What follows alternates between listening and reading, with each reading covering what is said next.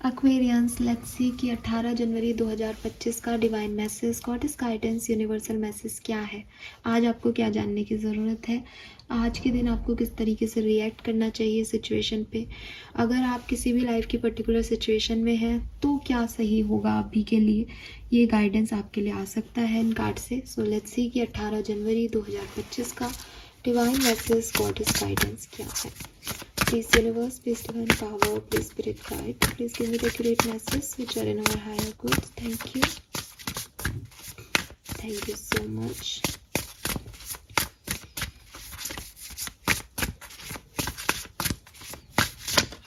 Alright, we have protest number 28, mirror number 4, and number 29, feast. Okay, so Aquarius, colour of the day है red colour. Red colour आज आपके लिए बहुत significant हो सकता है। नंबर्स की बात करूं तो नंबर 9 की ऊर्जा है यहाँ पे, नंबर 1 की ऊर्जा है, नंबर 3 और नंबर 8 है, 9 1 3 8। एंड अल्फ़ाबेट टी भी सिग्निफिकेंट हो सकता है काफ़ी लोगों के लिए। टी यहाँ पे जो नंबर्स हैं वो है नंबर 28 और 29, जिससे 10 और 11, 10 और 11 नंबर की ऊर्जा बनती है। 111 बहुत सिग्निफिकेंटली दिखे किसी को, पॉसिबिलिटीज़ हैं। और नंबर 4 की ऊर्जा है यहाँ पे। सो ये नंबर, ये कलर्स जो हैं वो सिग्निफिकेंट हो सकते हैं आपके लिए। मैसेज क्या है 18 जनवरी का एक्वेरियस। सो क्लियरली आपको एक चेंज लाने को कहा जा रहा है, ठीक है। ये चेंज किसी भी सिचुएशन के रिगार्डिंग हो सकता है कि शायद आपको समाज में ऐसी सिचुएशंस दिख रही हों जो सही नहीं है, लेकिन आप उन्हें बदल नहीं पा रहे। आपको लग रहा है कि मेरे इर्द गिर्द के लोग वैसे नहीं हैं कि वो कोई बहुत बड़ा चेंज अपने समाज को दे सके। तो आप वो पहले इंसान हो सकते हो जो अपने सोसाइटी में, अपनी कम्युनिटी में, अपने समाज में कोई ऐसे परिवर्तन लाएं जो कि बहुत ज़रूरी हैं आपके समाज के लिए, उस कम्युनिटी के लिए, ठीक है। कि सब लोग एक ही तरीके की सोच रखते हैं, वो रीति रिवाजों के नाम पे ठगे जा रहे हैं, लेकिन कोई उन्हें बदलने की कोशिश नहीं कर रहा। तो आपको अपना कोई एक्शन ऐसा रखना चाहिए जिससे कि ये चेंज आपके समाज में आए। अब आप कहोगे कि इतना आसान नहीं होता, बहुत बड़ी बात आप इतने आराम से बोल रहे हो, बट मुझे ये गाइडेंस आ रहा है तो ये सबके लिए नहीं होगा। लेकिन कुछ लोग हो सकते हैं जो एक ऐसी सिचुएशन में हो जहाँ वो समाज की तरफ देख रहे हो तो उनको ऐसा लग रहा हो कि यार ये किसी ने पहले किया नहीं है मेरे समाज में, या ये बहुत ऐसा हो जाएगा कि मुझे बहुत कुछ क्रिटिसिज्म ढूंढना पड़ेगा, इस चीज़ के लिए सहना पड़ेगा। तो यूनिवर्स आपको यही कह रहे हैं कि कभी कभी ऐसे चेंजेस करने पड़ते हैं। जब पहली बार कोई चेंज करने की कोशिश करता है तो उसे क्रिटिसिज्म मिलता है, लेकिन एट द एंड हम जानते हैं कि ये समाज की और सबकी भलाई के लिए काम हुआ है। तो उस चीज़ पे फोकस करो, ठीक है। दूसरी चीज़ हो सकता है कि it is not about community, social life और समाज, it is all about you. आपको अपने आप से कुछ चैलेंज जो है लेने की ज़रूरत है कि आप एक ही तरीके की सोच, एक ही तरीके की जो है समझ के साथ आज तक जीते आए हो, और अब आपको लगता है कि उस समझ को, उस सोच को चेंज करना भी आपके लिए नामुमकिन है। आप ऐसे ही सोचोगे, आप ऐसे ही सोचते हो, आप यही करते आए हो और आप यही करते रहोगे, तो it's a high time. Universe आपसे कह रहे हैं कि ऐसा कुछ भी नहीं है जो बदला नहीं जा सकता। परिवर्तन को हम इस संसार का नियम कहते हैं, तो डेफिनेटली हम भी जो है अपनी सोच को कभी भी, किसी भी पल, किसी भी सिचुएशन में बदल सकते हैं। अगर हम एक कहते हैं ना समझ के साथ या कॉन्शियसली अपनी चीज़ों को नहीं बदल पाते, तो यूनिवर्स कोई ना कोई ऐसी सिचुएशन हमारे सामने खड़ी कर देती है कि हमको वो चीज़ें समझ आने लग जाती हैं। तो या तो आप किसी टावा मूवमेंट का वेट करो अपनी लाइफ में कि आपको एक हिट हो, आपको एक चाटा पड़े यूनिवर्स की तरफ से और आपको लगे अब मैं बदल गया हूँ। या फिर ये आपकी कॉन्शियसनेस है कि मैं आपको कह रही हूँ, आपको समझ आ रहा है मैं किस चीज़ के लिए कह रही हूँ, और अपनी उस बात को, अपनी उस सोच को हटाओ अपने माइंड से और चेंज करो अपने प्रोसेस करने के तरीके को। तो क्लियरली एक चेंज, एक प्रोटेस्ट की ज़रूरत है। चेंज और प्रोटेस्ट इज़ लाइक कि बहुत सारे लोग आपको कहेंगे कि नहीं नहीं तुम सही कर रही हो, नहीं नहीं ऐसे ही होता है, ऐसे करेंगे क्या। तो एक चेंज इज़ लाइक कि साधारण परिवर्तन। अब प्रोटेस्ट का मतलब है कि काफ़ी लोग हैं जो कि आपको उसको नहीं करने देंगे, आपका मन नहीं करने देगा, सोसाइटी नहीं करने देगी, बट आपको वो करके दिखाना है क्योंकि आपको पता है कि वो सही नहीं है आपकी नज़रों में, या उसको बदल लेना चाहिए उस सोच को, ठीक है। Then we have mirror. Treat your body like the palace it is. अब क्या हो रहा है ना कि लाइफ की सिचुएशंस की वजह से हो सकता है आप में से काफ़ी लोग अपनी हेल्थ पे फोकस नहीं कर रहे। तो क्लियर मैसेज तो इस कार्ड का यही है कि आपको अपनी हेल्थ पे फोकस करना चाहिए, अपने ऊपर ध्यान देना चाहिए। दूसरी चीज़ कि बहुत सारी नॉलेज भी ख़तरनाक होती है कि कभी कभी ना हम कह रहे हैं कि आप मेडिटेशन कर लो, हम कह रहे हैं आप अपनी सोल कॉन्शियसनेस को जगाओ, हम कह रहे हैं कि आप स्पिरिचुअल एक्टिविटीज़ में पार्टिसिपेट करो।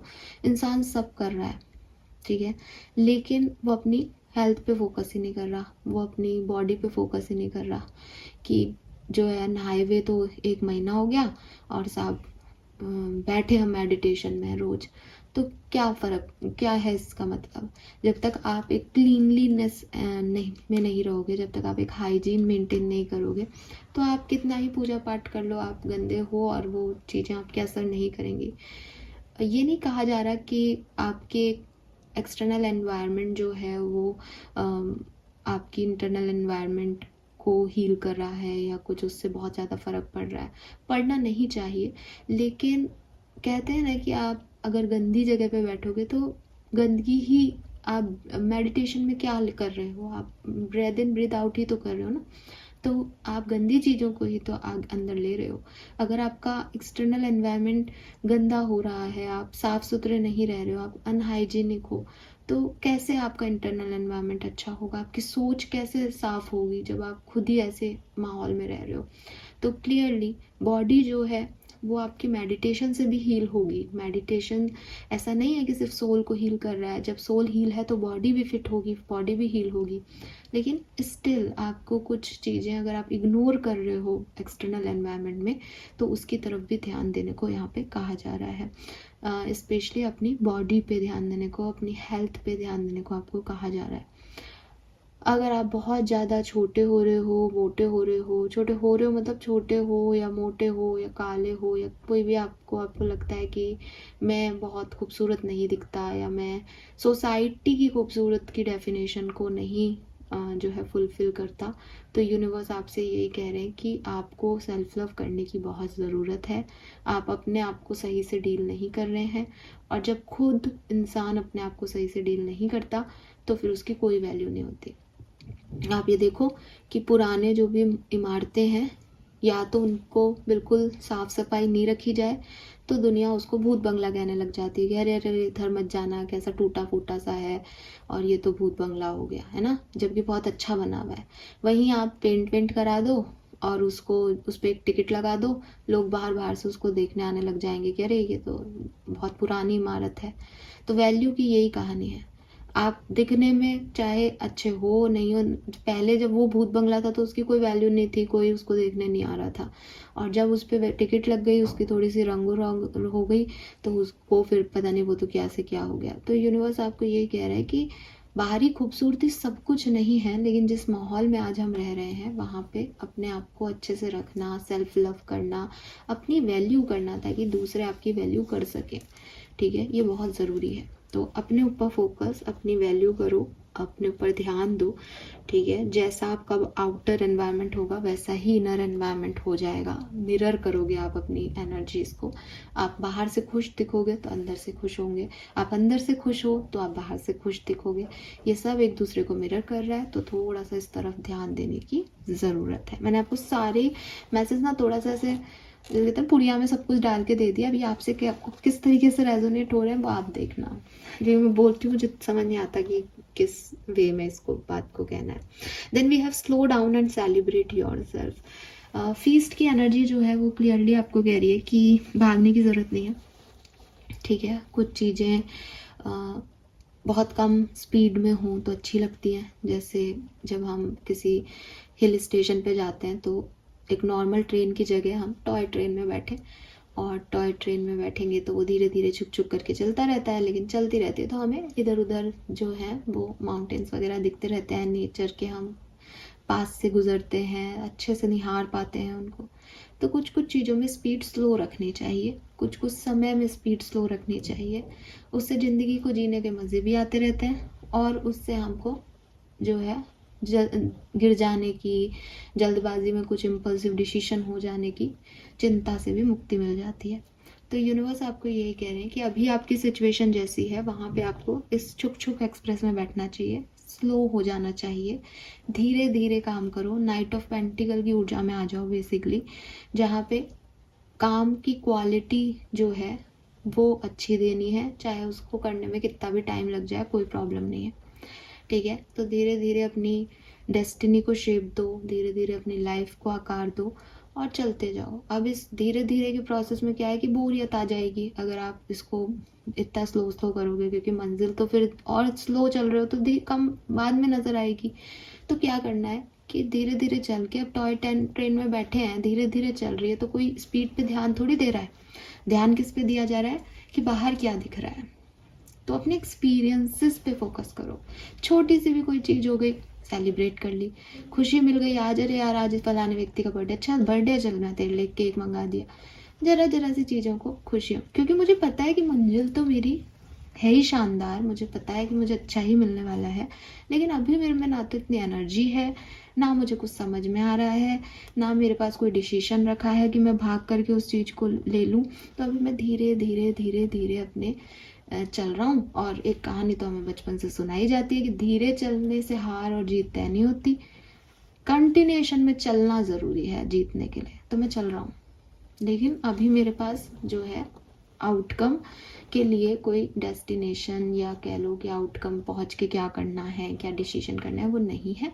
तो मैं धीरे धीरे अपनी ज़िंदगी को एंजॉय करता हुआ चल रहा हूँ। कहीं तो पहुँच ही जाएंगे, कभी तो पहुँच ही जाएंगे।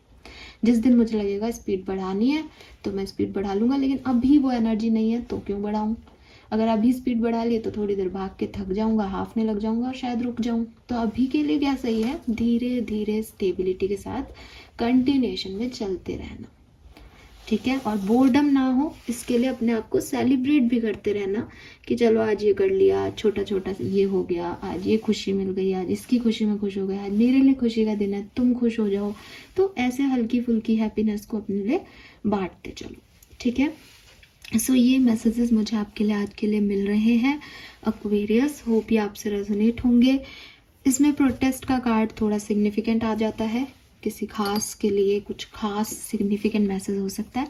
बाकी जनरल एनर्जीज हैं, आपसे जैसे रेजोनेट हो आप लीजिएगा।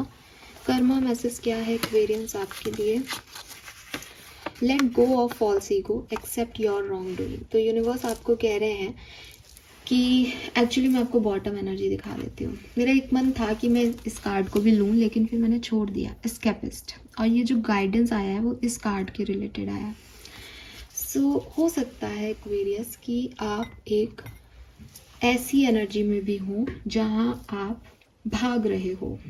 ठीक है, किसी और से भाग रहे हो, अपने आप से भाग रहे हो, आप सच को एक्सेप्टेंस नहीं दे रहे, आपको लग रहा है कि नहीं ऐसा तो हो ही नहीं सकता, मेरे से गलती हो नहीं सकती, मैं गलत हो नहीं सकता। ठीक है, किसी भी तरीके से आप खुद को एक सही जो है सिचुएशन में ला करके और ऐड करना चाह रहे हो कि नहीं नहीं नहीं नहीं, मैंने वो इसलिए कहा क्योंकि ऐसा था, मैंने वो इसलिए किया क्योंकि ये ऐसे हो गया, वो वैसे हो गया। तो आप खुद को ना एकदम आपकी इमेज को छुपाने की कोशिश करते हुए नज़र आ रहे हो लाइफ की सिचुएशन में, और आपको लग रहा है कि ऐसा करने से जो सच है वो बदल जाएगा या लोग इस पे ट्रस्ट कर लेंगे, और या हो सकता है आपको इसका पता ही ना हो, आप कह रहे हो कि नहीं ऐसा तो कुछ नहीं कि मैं झूठ बोल रहा हूँ, बट मेरा सच तो यही है। जो कैसे भी, लेकिन आप किसी भ्रम में जी रहे हो या आप किसी सच से भागते हुए मुझे दिख रहे हो, कि एस्केपिस्ट लग रहे हो, सिचुएशन से भाग रहे हो, उसको डील नहीं करना चाह रहे। आपको लग रहा है कि ठीक है मैं थोड़े दिन बात नहीं करूँगा इस सिचुएशन पे तो लोग भूल जाएंगे, लेकिन ऐसा नहीं होता। लोग भलाए भूल जाएं, एनर्जीज नहीं भूलती, कर्म आपके लिख दिए जाते हैं। तो यूनिवर्स यहाँ पे आपको जो गाइडेंस है वो है कि एक्सेप्ट योर रॉन्ग डूइंग्स। सबसे पहले तो ये एक्सेप्ट किया जाए कि मैंने क्या चॉइसेस ले ली, क्या गलतियाँ कर दी, क्या कर लिया मैंने अपनी लाइफ का कबाड़ा। ठीक है, उस फॉल्स ईगो को छोड़ना आपके लिए बहुत ज़रूरी है जिसमें शायद आप जी रहे हो। अब वो फॉल्स ईगो ना इस प्रोटेस्ट के कार्ड में भी दिखती है, जो मैंने अभी आपको कहा कि मे बी बाहरी दुनिया में किसी के अगेंस्ट नहीं लड़ना, बल्कि अपने अंदर ही इस चीज़ को एक्सेप्ट करना है कि चेंज करना पड़ेगा। मैं जिस तरह से प्रोसेस कर रहा हूँ या कर रही हूँ, यही आइडियल वे नहीं है इस चीज़ को प्रोसेस करने का। कुछ समझना पड़ेगा आपको, कुछ बदलाव आपको आपके थॉट प्रोसेस में लाने पड़ेंगे। तो ये जो है वो इसी तरीके की आपके लिए कार्मिक मैसेज यहाँ पे आया है कि अगर आप चाहते हो कि आपके कर्म अच्छे हों, तो सबसे पहले तो आप अपने आप को अपनी गलतियों के लिए एक्सेप्टेंस दिलाएं कि हाँ साहब, मैं गलत हो सकता हूँ, I am a human being, और मेरे से गलती हो गई है, मैं इसका प्रायश्चित करता हूँ या करती हूँ। ठीक है। और इस फॉल्स ईगो में कि मैंने तो सही किया है, मैंने तो ये इसलिए कर दिया था, मैंने तो ये वैसे कर लिया, मैंने तो हमेशा सही किया है, इसकी जगह मैं करती भी क्या, इसकी जगह मैं करता भी क्या, इन चीज़ों से निकलो। या जब आप ये समझ जाओगे, आपकी लाइफ की आधे से ज़्यादा प्रॉब्लम ठीक हो जाएंगी। ये कार्ड ये नहीं कह रहा कि आपके कर्म कट जाएंगे, लेकिन जब हम प्रायश्चित करते हैं तो काफ़ी कुछ हद तक जो है यूनिवर्स हमें फॉरगिवनेस देती है, और वो जो कर्म है उनके जो भुगतान होते हैं वो काफ़ी कम हो जाते हैं। लेकिन अगर इस फॉल्स ईगो में रह गए कि भाग रहे हैं हम, तो थोड़े दिन बाद ये सब भूल जाएंगे, मैं ही सही निकलूँगा या मैं ही सही आऊँगी यहाँ पे, तो वो चीज़ें जो हैं फिर वो आपके कर्मा को नहीं काटेंगी। Fine, this is all for you Aquarius. Hope ये आपसे रेजोनेट होगा। चैनल को लाइक और सब्सक्राइब कीजिएगा। Bye bye.